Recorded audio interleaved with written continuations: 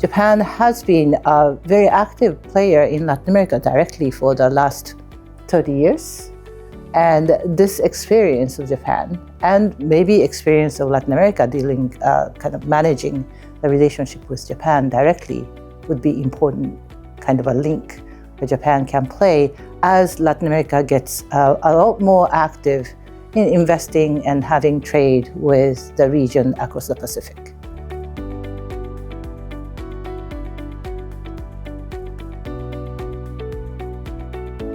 US-Japan relations has gone for a long time, right? Especially from the end of the World War II. They have been very strong alliance partners and a strong economic link between the two. As we kind of move forward and looking at what's going on in the current situation, Japan has been a bit more proactive in managing the relationship with the US in the context of especially the great power rivalry between US and China.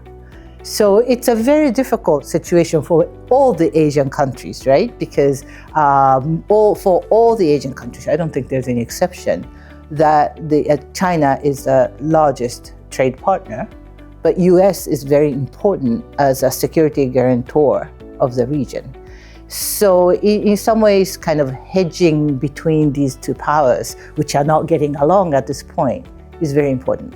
Japan is trying, and to some extent succeeding, in playing that very difficult hedging role between China and US by definitely incorporating China in the economic sphere, but also kind of countering China's excessive aggression or kind of the push towards more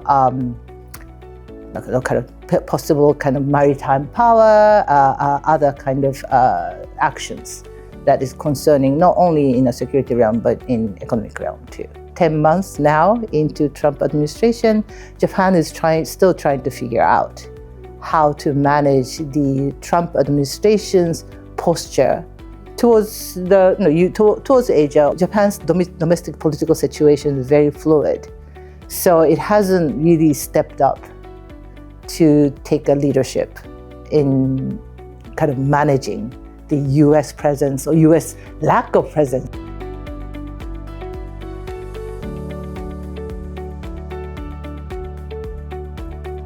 It's very hard to say how they will compete with the United States, but overall, Japan's free trade agreement or economic partnership agreement, that's EPA is what Japan usually calls these arrangements, is very positive.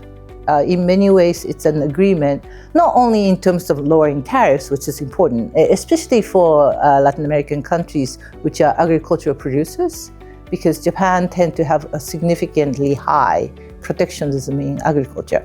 Other things like industrial goods and things like that, Japan hasn't had a much high tariff anyway to start with. At this point, Mexico, Peru, and Chile are the FTA partners with Japan, while if Mercosur, Japan free trade agreement come in place, then it will expand much more. I think it's really important for all other countries around the US to say, well, these are the agreement, it's been agreed, it has to be abided by, and free trade and kind of a globalized economy has to be maintained with solid rules that all these officials and the government worked so hard for the last almost 20-30 years.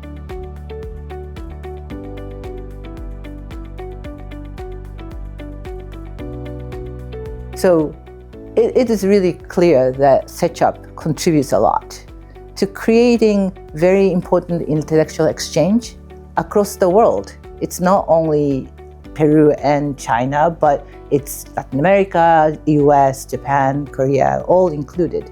That intellectual exchange is very important. And this really creates, beyond that, a network of people who will support this type of exchange and provide inputs to not only the people around the university, but also media, the government, and so on. So this center is contributing significantly to this type of effort.